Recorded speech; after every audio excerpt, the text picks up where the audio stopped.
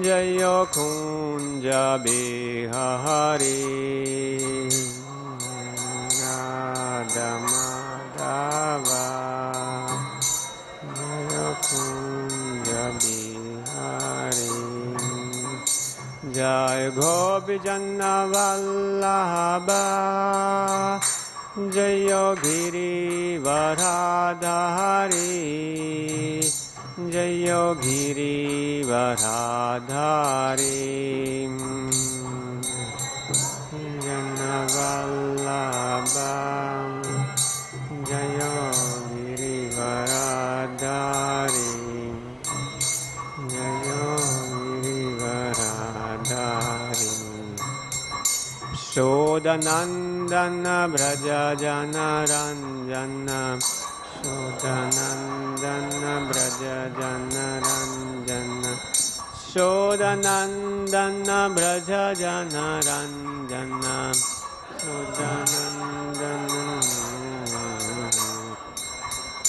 Munatira Vanachari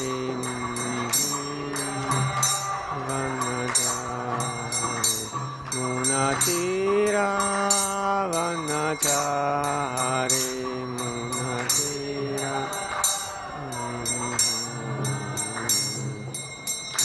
Jayo Radha Madhava Jayo Kunja Bihari Radha Madhava Jayo Kunja Bihari Jai Gopi Janna Vallabha Jayo Giri Varadhari Jayo Giri Varadhari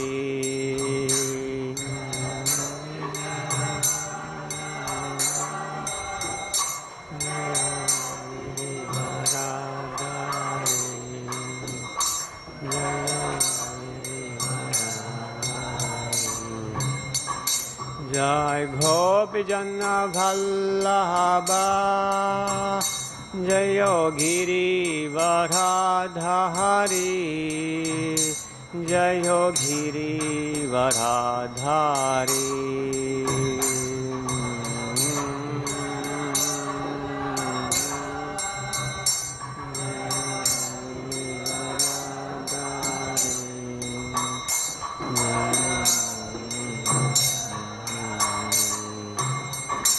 Shodanandana Braja Jana Ranjana Shodanandana Braja Jana Ranjana Shodanandana Braja Jana Ranjana Shodanandana Braja Jana Ranjana Munatira Vanachari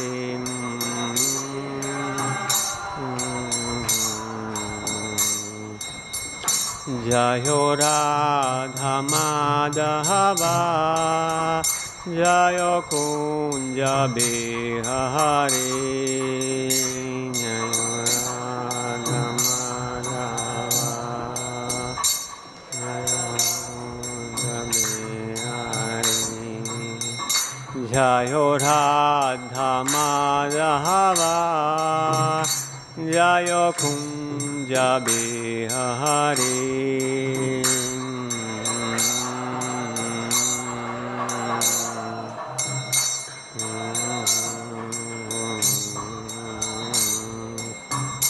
Hare Krishna Krishna Krishna Hare Hare Hare Rama Rama Rama Hare Hare Hare Krishna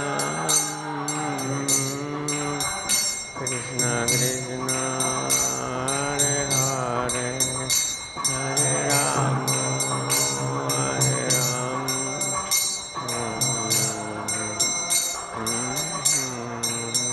Hare Krishna Krishna Krishna Hare Hare Hare Rama Hare Rama Rama Rama Hare Hare Hare Krishna Krishna Krishna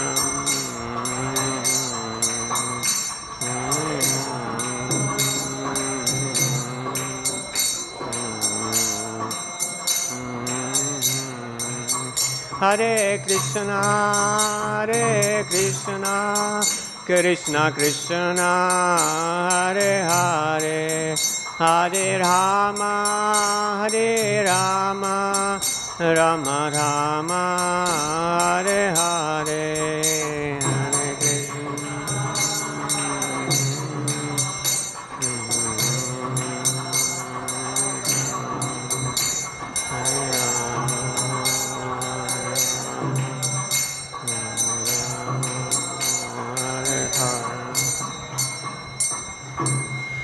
Shri Radha Madhava ki jai, Nrsimhadev Bhagavan ki jai, Pancha Tattva ki jai, Srila Prabhupada ki jai.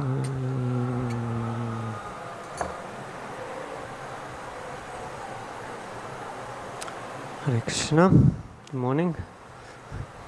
Looks like the train is increasing the number of Bhagavatam attendees, which is good.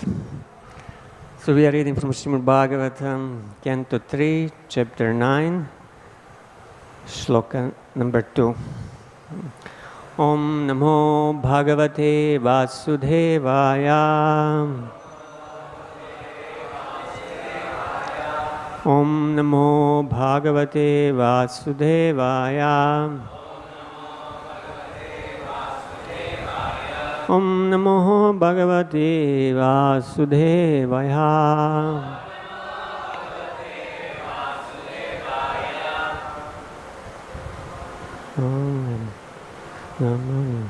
Rupam yad etad avabodharasodayena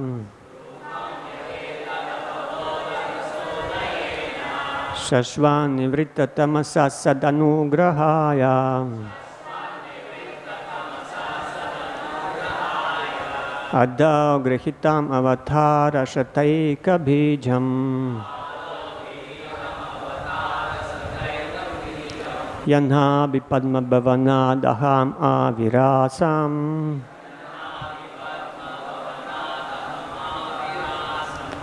Rupam yad etadavabodharasodayena Shashvan nivrittatamasa sat anugrahaya Adhau grihitam avatara shate kabhijam Yanha bipadma bhavanad aham avirasam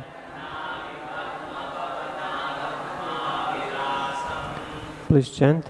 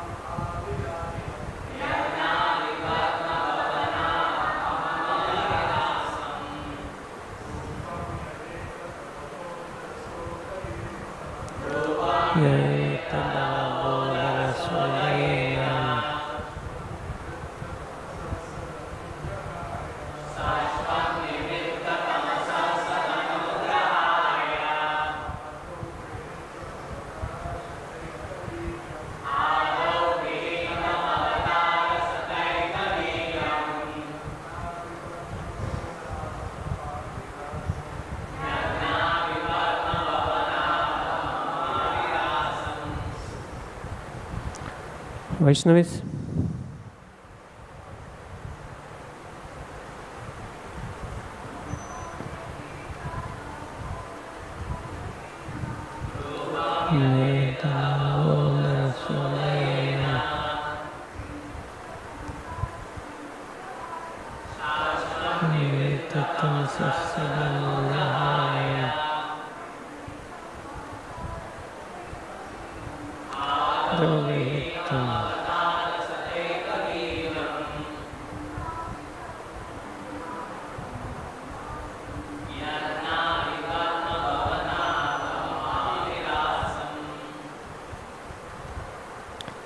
Rupam, form, yat, which, etat, that, vabodha rasa, of your eternal potency,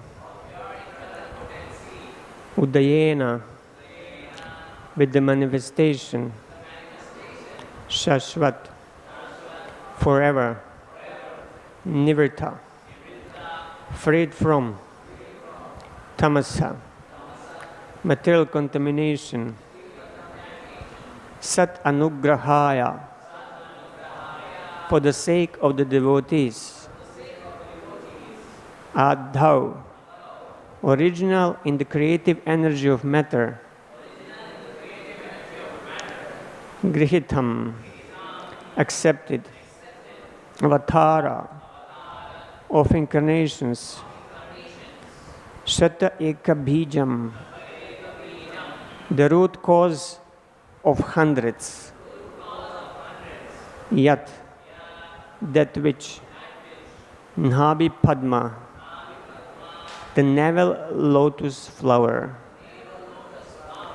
Vanat, from the home, Aham, myself, Avirasam, generated. Translation and purport by His Divine Grace, A.C. Bhaktivedanta Swami Srila Prabhupada. The form which I see is eternally freed from material contamination and has advantage to show mercy to the devotees as a manifestation of eternal potency. This incarnation is the origin of many other incarnations, and I am born from the lotus flower grown from your navel home. Purport. The three deities, Brahma, Vishnu and Maheshwara, Shiva, the executive heads of the three modes of material nature, passion, goodness and ignorance, are all generated from Garbhodakashayi Vishnu, who is described herein by Brahma.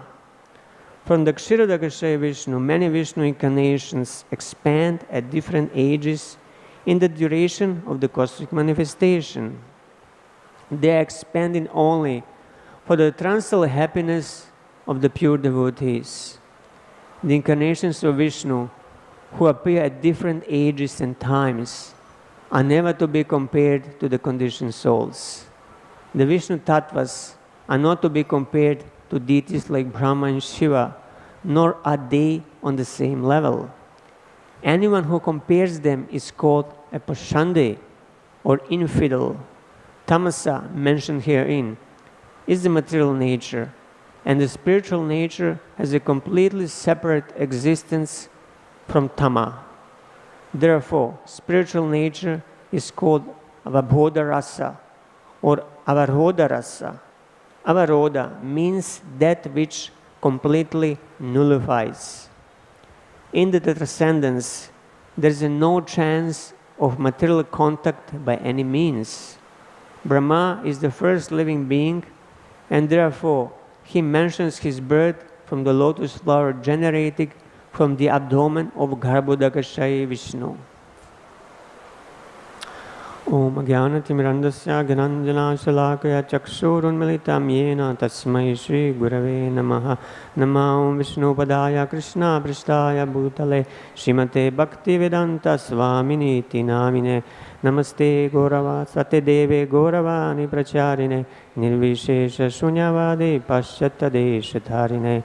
He Krishna Karuna Sindho Dina Bandho Jagapate Gopesha Gopika Kanta Radha Kanta Namostute Tapta Kanchana Gaurangi Radhe Vrindavaneshwari Vishabhanu Sute Devi Pranamami Hari Priye Namo Mahavadanyaya Krishna Prema Pradayate Krishna Krishna Chaitanya Namne Gaurat Vishya Namaha Jai Shri Krishna Chaitanya Prabhu Nityananda Shri Advaita Gadadhar Shivasadi Gaura Bhakta Vrinda Hare Krishna Krishna Krishna Hare Hare Hare Rama Rama Rama Hare Hare. So Hare Krishna, here we are in the middle of the rain season in Sri Mayapur Dham. But apart from rain, this is a very good period because so many appearance days are lining up just in a very short time. Tomorrow we have Balaram appearance day, then Janmashtami. After that, Prabhupada appearance day and Ardashtami. So it's a good time to be in Mayapur, to be back also, because I was away for a couple of months. So here in this shloka, we are hearing Lord Brahma's prayer from creative impetus after he has seen the Lord. So he's born on the lotus flower, and all around him is just the darkness, and he just doesn't know what to do. What is his purpose? Who is he? Why is he there? Just imagine yourself. You wake up in the middle of the night, you sit up on your bed, and you completely forgot. You have a complete amnesia. You don't know who you are, why you are there, where are you. So what are you going to do? Brahma is in the same dilemma. So what does he do? He sits and he meditates. So now the question is what he meditates on. Usually in the modern day world, meditation is just you close your eyes, you relax, and you float, and then you fall asleep. Is he meditating like that? No.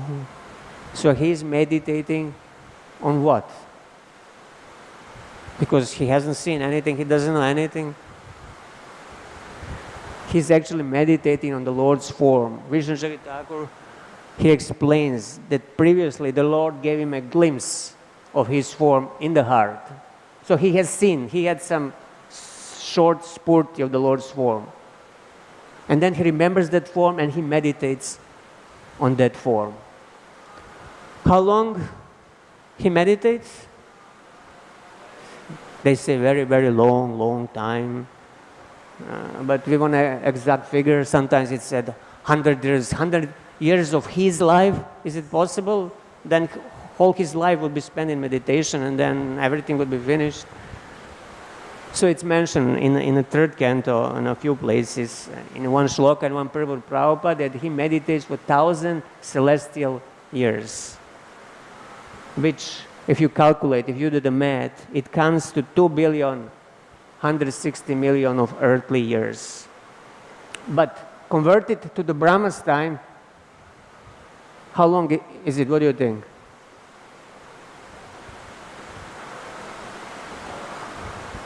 One year, 1 day, 2 days. It's just... No, if you calculate exactly, it's 12 hours, half of the Brahma's day.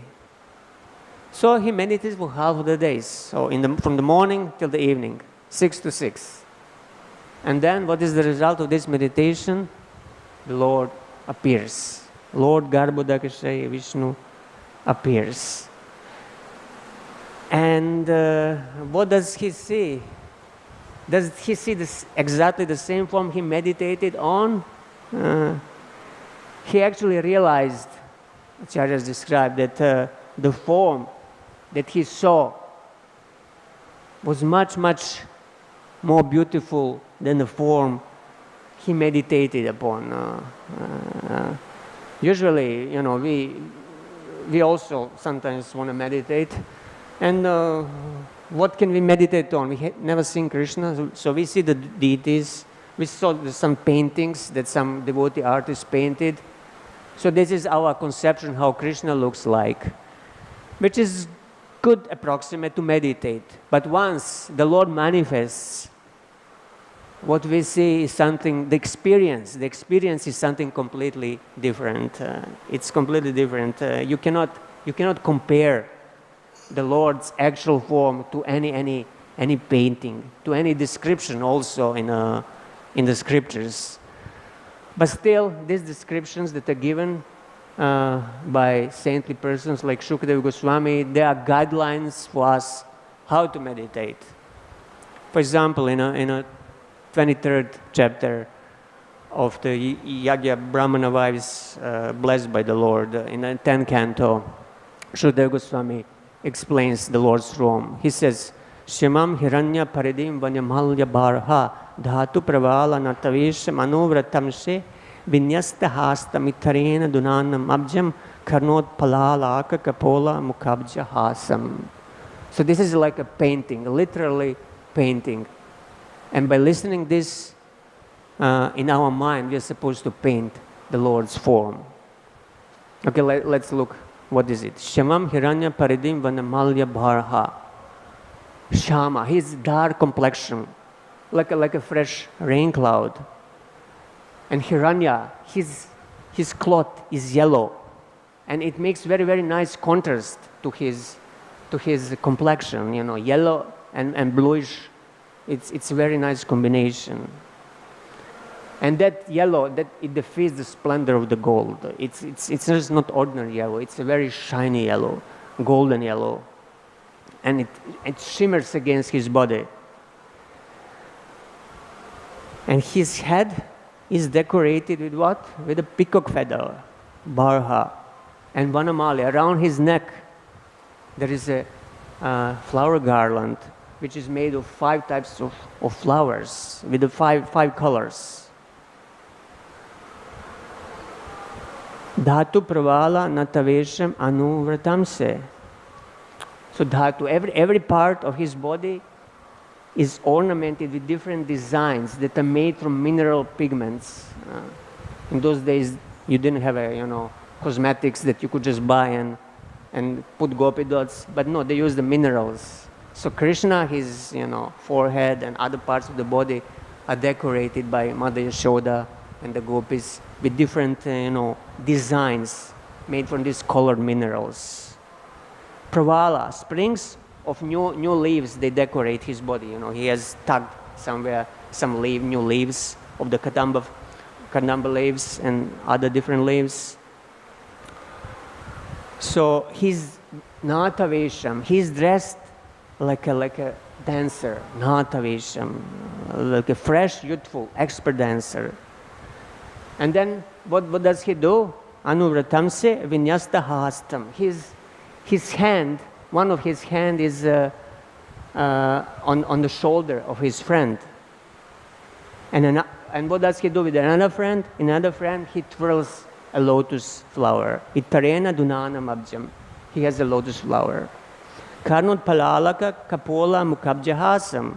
His ears are decorated with the earrings, which in which shape? You remember?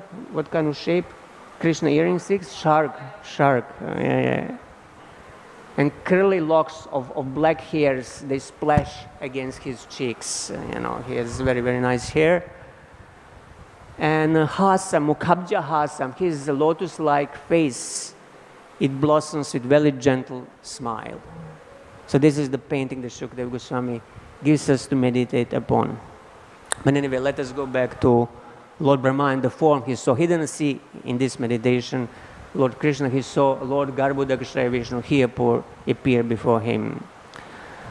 So who is the Garbhodakshaya Vishnu? He is one of the 3 Purusha avatars. I'll just remind you, Lord Krishna, he expands first as Baladev, and then from Baladev comes Sankarshan. From Sankarshan is Narayan. From Narayan there is a second Sankarshan. And then from that Sankarshan there are 3 Vishnu Purusha avatars. First is Mahavishnu, who creates the total material world. The second is Garbhodakshaya Vishnu, who enters each universe. And the third is Kshirodakshaya Vishnu, who is a Paramatma in the hearts of all living entities, and from him many incarnations come, as Prabhupada mentions in the purport.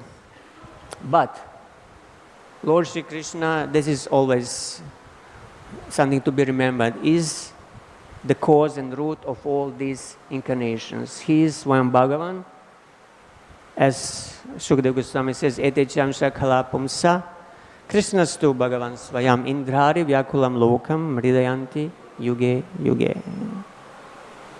So he appears whenever the demons disturb the worlds. Yuga after yuga he appears. And but there are some Vaishnava Sampradayas, the other Vaishnava Sampradayas, apart from Gaudiya Vaishnava Sampradaya, who have firm belief that no, Narayan is the Swayam Bhagavan, he is the original Lord. And Krishna, he manifests his incarnation of Lord Narayan. Well, they have their reasons to believe that. We have our own, and we have our proofs, like this shloka, and there are many others. But also, I think there's one pastime in a 10th canto when Krishna and Arjuna go to visit Lord Mahavishnu, which proves that Krishna is Swayam Bhagavan. I'll just remind you quickly what happened in Dwaraka. There was a Brahmana, and it happened that his child died at birth. And with that child, he went in front of the King Ugrasena's palace, and he cried and lamented. And he was saying, how is this possible to happen in such a pious kingdom?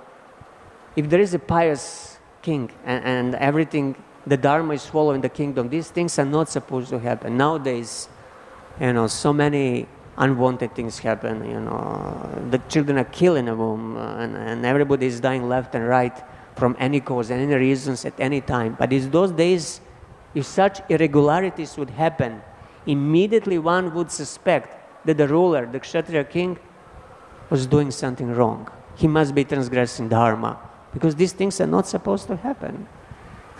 We cannot even imagine how proper human civilization looked like when Krishna and Lord Ramachandra and any other, like Maharaj Yudhishthira and any other saintly king ruled. There were not even diseases, what to speak unwanted and untimely death. Everything was very auspicious, and I guess it was very pleasurable to live in such a kingdom at such times. So he protested like this, and of course he got no reply at first, and then it happened second time, third time, and finally when it happened the 10th time or 9th time, when it happened, Arjuna, who was present in Dwaraka at that time, he heard him, and immediately he came there and said, please, next time your wife is going to give birth, you please tell me, and I'll be there to guard your house. So when the time was approaching for his wife to give to give birth to the 10th child, Arjuna was there, and with his mystic weapons, with the Divya Astras, he surrounded the whole house with arrows. Cage. He made a cage of arrows that nobody could come, no mortal could come. But still, what happened immediately after the birth? The child just disappeared in the sky. And before that, I forgot to mention, Arjuna promised, if I don't make to protect you and your child, I'll enter the fire. That was his vow, because he was so confident in his Kshatriya strength that he vowed that he will enter the fire. And now it happened, he was not able to protect, and he was ready, he was about to go into the fire. But of course Krishna was there, and Krishna, he could not allow it. So immediately Vidarjana said, let us go and find the child. So they set on Lord Krishna's chariot, and they start transversing the universe. They passed all the the higher planets, and then they went through the the coverings of the universe. And it was so dark that Krishna had to set his Sudarshan chakra for horses to be able to see in the darkness. Once they exited the universe, they came in the light of Brahma Jyoti, and Arjuna couldn't even see because it was so the light was so strong. And then after that, they approached the place where the palace of Lord Mahavishnu, who was there sitting with the goddess of fortune, Lakshmi. And then he said, I'm sorry, I was very eager to see two of you. I was very eager to see two of you because you're Narayan Rishi and you appear to carry out your mission on the earth. He said, my incarnations, but actually what he meant that he was the incarnation of Krishna himself. Why is this significant? Because generally, one who is subordinate, he desires to see the superior. So Lord Mahavishnu, who is a part, who is the Kala of Krishna, he wanted to see the master, he wanted to see the Krishna. Krishna himself, he didn't have a great desire to see Lord Mahavishnu because it's just part of him and he knows him very well. But Mahavishnu, he wanted to see Krishna. So this is actually the proof that Krishna is Swayam Bhagavan, one of the proofs that we can give. So why does the Lord appear? It's mentioned here. Why he appeared to Lord Brahma? Sat Anugrahaya. For the sake of devotees, to show the mercy to the devotees. So Lord appeared to show the mercy to Lord Brahma after Lord Brahma performed this 12 hours long tapasya. He was satisfied with his tapasya, with his meditation, and he appeared. So as I mentioned, we have many appearance days now in front of us. And it is good time to ponder, to meditate, ahead of these appearance days. Why does the Lord appear? To show the mercy. This is the main reason. Killing of the demons and other things that he does, it's not really a reason for his appearance. Main reason for his appearance is to show the mercy of his devotees. So how can he also appear to us? How can he appear in our lives? How can we become recipients of his mercy? So what would be the first thing necessary to get the mercy of the Lord, for the Lord to appear to us? Any guesses?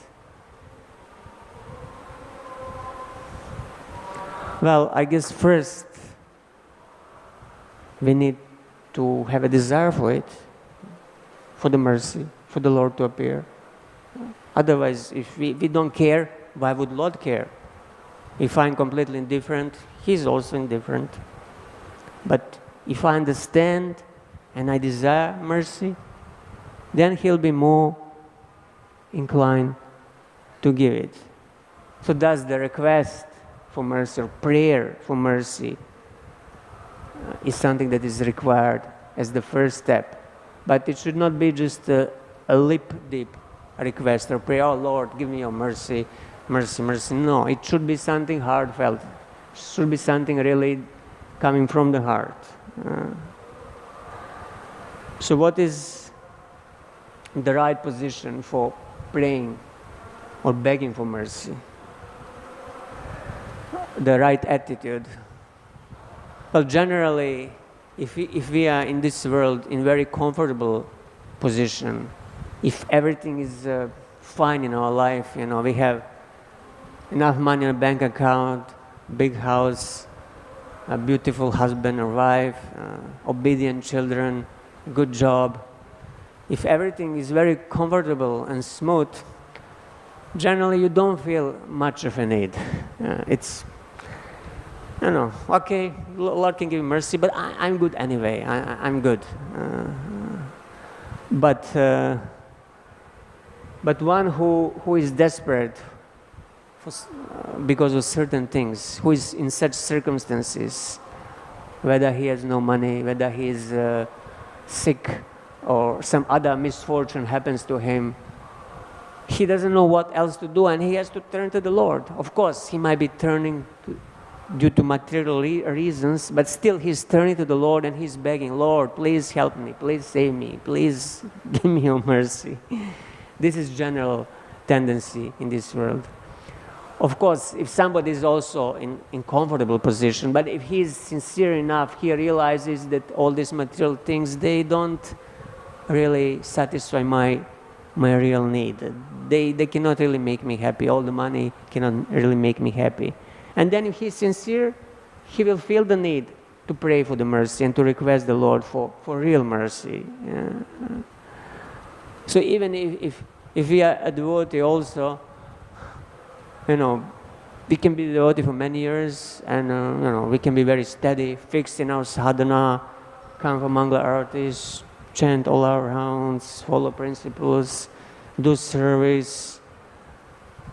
But still, after so many years, we can ask ourselves, what is my realization? How much actually I realize in Krishna consciousness?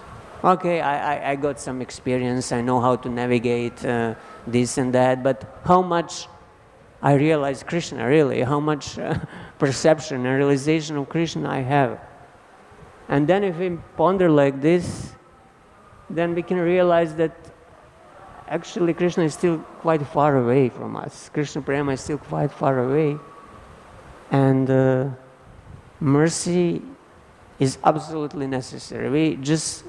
We cannot do it without it. It's something completely outside of our control. We just need mercy in order to make progress. So besides feeling the urge, the need, besides having a desire for mercy, what else we need? Is it enough only to desire? Or we need to do something also? If somebody has no money and he just sits at home and cries, is it going to help? It's not going to help. Even if somebody is a beggar, he needs to go on the street and, stretches his hand to ask for mercy, ask for money. So similarly, we need some practice, we need some sadhana, some activity through which will please the Lord and the devotees of the Lord. So we need to practice sadhana bhakti in order to qualify for the mercy. And then even if we have, right understanding, even if we practice sadhana bhakti and we are still struggling, the Lord will feel more inclined to give the mercy if we wouldn't have a desire or if we wouldn't do anything. Krishna would feel obliged if we sincerely struggle to please him and to be Krishna conscious. Krishna would feel obliged. Why would he feel obliged to give us mercy? I give one example. Just a few days ago, one devotee, he sent me a message asking me to come for his wedding reception. Soon there is his wedding reception, so he was kind of sending these messages asking devotees to come. I kind of thank him and wish him all the best, but in reality I didn't really have intention of going there because I don't know him so well, and I thought, well, I can just wish him all the best to him and his future wife, but why need I go for this wedding reception? But then he was not satisfied with that, so he sent a second message, third message, please come, I really need blessings. I need blessings of devotees, please come. It's a Sunday, you don't have probably nothing to do on that day, so why don't you please come? And then immediately when he wrote like that, I felt obliged. I mean, I felt, no, I have to go now because he's He really desires me to come, and he really is asking. It's not just a formality. So when a insignificant soul like me feels obliged with a simple but sincere request, you can imagine how much more Krishna will feel obliged if we sincerely pray and request him. He cannot just ignore. If you are really sincere and you are really meaning it, you really want mercy, Krishna, he will give mercy. He will feel obliged to give it. One of the Krishna's qualities is grateful. Srila Prabhupada describes it very nicely in the Nectar of Devotion. I want to quote a little bit, please bear. Any person who is conscious of his friend's beneficent activities and never forgets his service is called grateful. In Mahabharata, Krishna says, when he was away from Draupadi, she cried with the words, "Hey Govinda, this call for me has put me in her debt, and that in-debtness is gradually increasing in my heart." So this statement by Krishna gives evidence of how one can please the Supreme Lord simply by addressing him, "Hey Krishna, Hey Govinda." The Maha Mantra, Hare Krishna, Krishna Krishna, Hare Hare, Hare Rama, Rama Rama, Hare Hare, is also simply an address to the Lord and his energy. So to anyone who is constantly engaged in addressing the Lord and his energy, we can imagine how much the Supreme Lord is obliged. It is impossible for Lord to ever forget such a devotee. It is clearly stated in this verse that anyone who addresses the Lord immediately attracts the attention of the Lord, who always remains obliged to him. So Krishna's heart is very soft. And his compassionate nature is something that we are hoping to get response from. How is this compassionate nature personified? It's personified as his internal potency, Srimati Radharani. Thus devotees, they turn to her with their humble appeals. Because Radharani's appearance is also coming soon, we want to also remember her mercy. Srila Prabhupada says in one class on Nectar Devotion in Vrindavan, quote, "Therefore in Vrindavan, we'll find the devotees approach Radharani, Jai Radhe, because if Radharani advocates for him to Krishna, it is very easily accepted. If Radharani is pleased, then she represents the devotee's case that here is a devotee, he is better than me, kindly accept his service, Krishna." So Krishna cannot deny. So Srimati Radharani, she is the ocean of mercy. And if one approaches her, she is even more inclined to respond and give mercy than Krishna himself. There is one story of a man from Punjab who was in Vraj, and he was in distress because his wife left him. And he was very, very much aggrieved. So he happened to be in Varshana, and very loudly, whole night, he was crying, "Hey Kishori," thinking about his wife that left him. But we know that Varshana is Radharani's abode, and she is always present there, whether in Prakrita or Aprakrita form. So she happened to hear his loud cries in her abode, "Hey Kishori." So she asked her friend Lalita, "Oh Lalita, who is this devotee calling for me so feelingly? Bring him to me." But then Lalita told her, "Hey Radhe, this is not a devotee, this is a materialistic person who cries for his wife. Don't mistake him for a devotee." But Radharani said, "Well, what can I do? I just feel compassion towards him because he's calling my name. Please bring him anyway and make him into my devotee."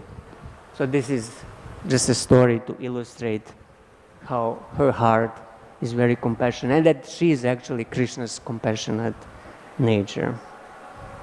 So of course we don't want to be ignorant, like this ignorant man, and hope for the causeless mercy of Radha and Krishna.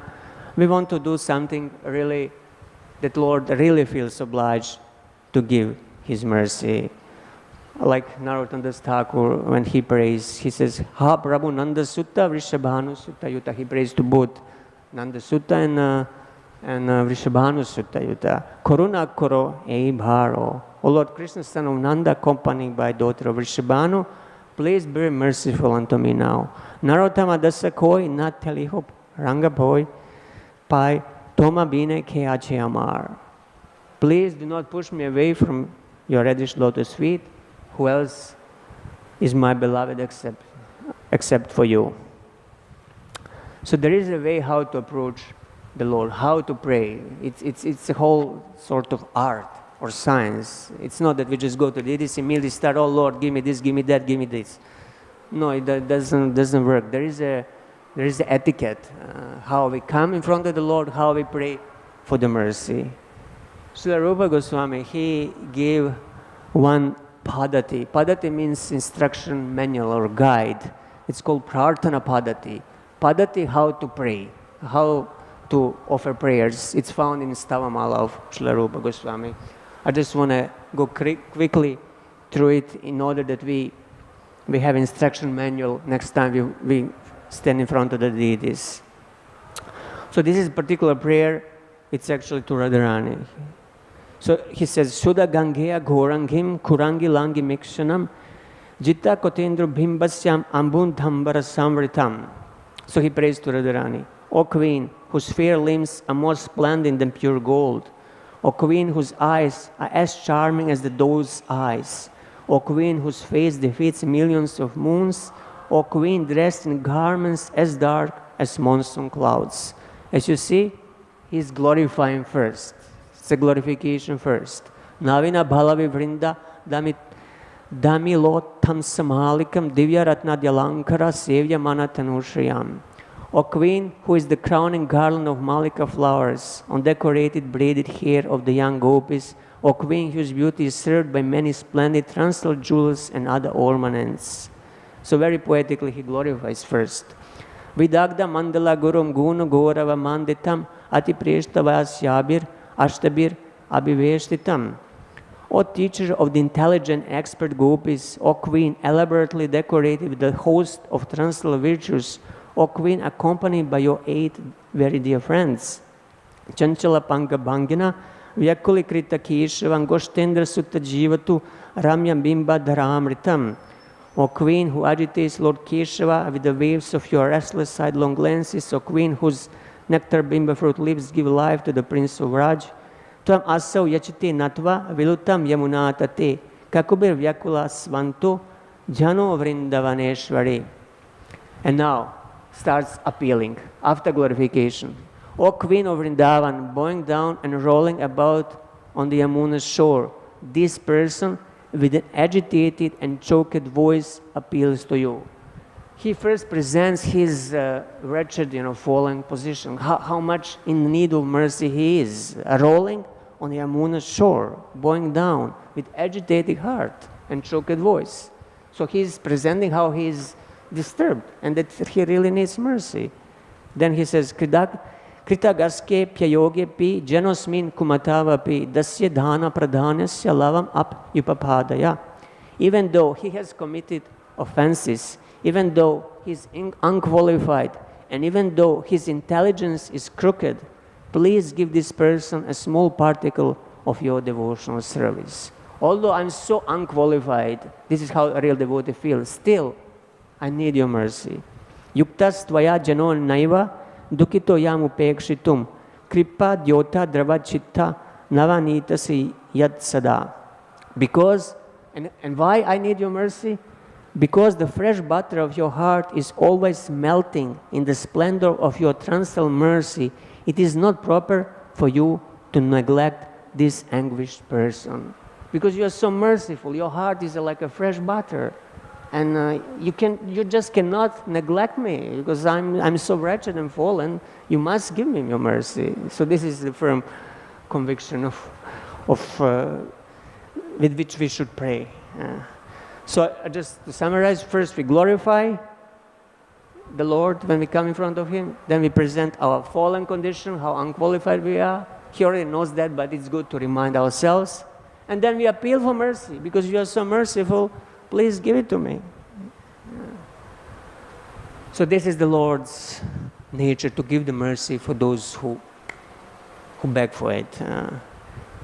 Even if somebody is very, very unqualified, if he is in this state and he prays, he might get the mercy. Tomorrow is also appearance day of Lord Balaram,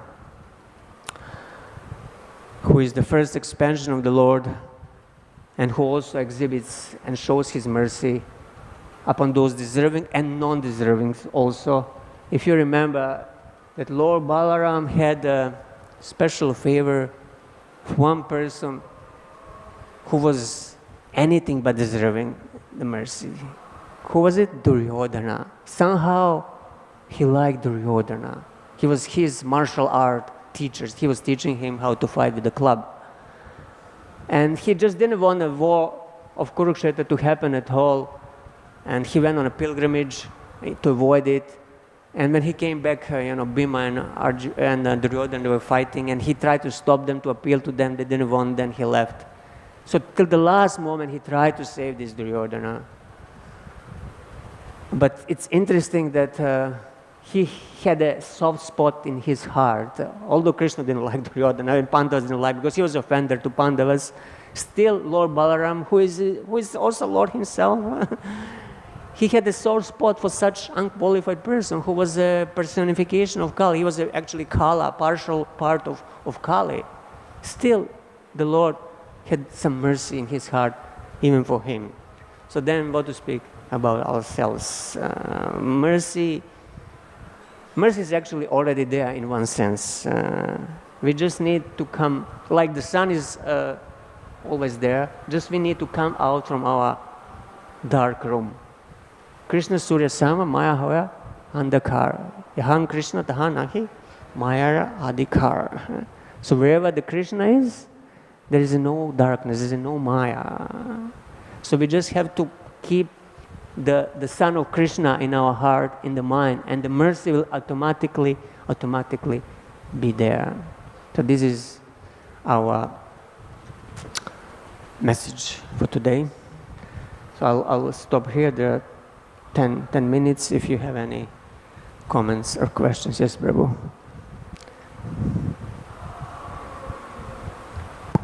Hare Krishna. Prabhuji, thank you for the class. Here, the Lord Brahma is describing the form of Kshirodakshaya Vishnu. Is that the Garbhodakshaya Vishnu. Garbhodakshaya Vishnu. Okay. So, but in Brahma Samhita, he declares he's Govindam Adi Purusham Tamaham Vajami. So, is this understanding correct that he was for him the darshan was of Govinda, and along with that the entire Mahavishnu, Kshirodakshaya Vishnu, Garbhodakshaya Vishnu, all these things are visible all together, or how do we understand this? It's actually not exactly mentioned here, but my understanding is that in this particular occasion he had a darshan of Lord Garbhodakshaya Vishnu, and he saw him how he is with the 4 arms and whatever the Lord Garbhodakshaya Vishnu looks like. And that at some other occasion he had also darshan of Govinda, of Krishna, and then from that meditation he composed Brahma Samhita. If anybody has any other insight into this, otherwise I have no firm evidence, it's just thinking like this. Kishore Prabhu, do you know maybe? I think that Brahma Samhita prayers were composed after he had darshan of Krishna. Okay, after the pastime, Yeah, after that pastime, where he's told that. So that was many years after this. This happened at the beginning of creation, and Krishna, this pastime in 10th canto is maybe when Brahma was already 50 years of age, something like half of his life. So it happened later. Yeah, this is at the beginning of the creation. Right? Yeah, this is the beginning of the creation. And obviously, Brahma was confused about who Krishna was. Then he... So these are 2 different occasions, it's clear now. Anybody else has anything else? Yes, Prabhu. Hare Krishna, thank you for the good class, Prabhu. My question is, Prabhu, you said in the beginning of the class, when one is in a very comfortable situation, the comfort is also given by the Lord. Then why is he getting blinded? Why is he? Why is he getting blinded? Why is a genuine affection or the devotion is not coming? Even if he desires, he still is unable to make it. Because one is comfortable situation. The comfort is not bestowed just like that. For a reason, the comfort is given to the devotee. So how the devotee becomes serious with his life to bring devotion into his life? Yes, because there was a lot of echo. Let me see if I understood what you're asking. How devotee who is in comfortable situation, which is again, when one sees the mercy of the Lord, how he becomes serious in that situation. Yes. Well, obviously nobody prays for trouble, unless you're Queen Kunti. She plays Vipada for the danger. So everybody wants to stay in comfortable situation, but the tendency, just the natural tendency, is that we relax and we take everything very easily. We don't have much motivation. So we have to motivate ourselves, not to wait for the Lord or Maya to motivate us by giving us hard times. So philosophically, we have to, to look around and to see that, it's a dangerous world. That even those who are in a comfortable position, at the next moment, anytime, all this can be gone, Even young people now can die at any time for any reason, accidents, diseases. So we have to understand that our present comfortable situation is not going to last forever. It's not going to last very long at all, few years. Even if it's a 50 years, it will pass like this. So we have to understand that the life is short. And we should start to prepare now, not to wait till we are, 1 year before that or whatever. We should not take this comfortable situation very, very seriously. We should understand it's very temporary and illusory also. So that's why we should invest all our free time to hear and chant and remember the Lord. And comfortable situation is actually given for this particular purpose, Because if one is too much in trouble also, he has only, beggars on the street. They have just to think how to get money and how to survive, how to put something in their belly. It's also not very comfortable situation for practicing spiritual life. So something in between. You have enough, but you don't have too much to forget Krishna, If somebody has too much opulence, then tendency is there that he will just go after sense gratification, unrestricted sense gratification. So generally, that's why Krishna doesn't give to the devotees too much of a wealth. Of course, you see some rich devotees, but we should know that it's more difficult for them to practice. Like it's more difficult for demigods in Swarga to practice because they're surrounded by so much opulence, the Apsara just walking around and it's such a pleasant atmosphere and everything is so nice. And now you're supposed to chant Hare Krishna. It's difficult. It's very much distracting. So that's why some, situation that we have enough, this is also necessary, but we don't have too much. This is perfect situation for practice. Anything else? Any comment maybe? Yes, Mataji?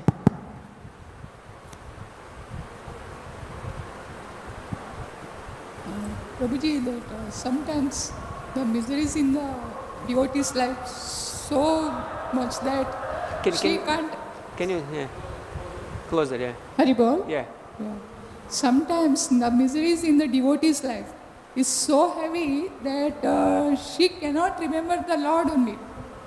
It's so heavy what? Misery? Yeah, misery is so heavy that it becomes very difficult to remember the Lord at that time.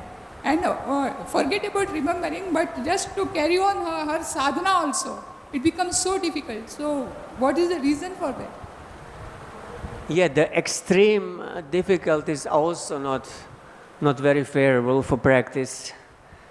So that's especially if you are very sick, it's very difficult. So that's why we have to practice while we are still in good condition, while we are still healthy to a certain extent, while we are still in a position that we can actually practice. Then, if we practice in these present conditions and get trained our mind and make advancement, then when the difficulties come, the mind will stay with Krishna.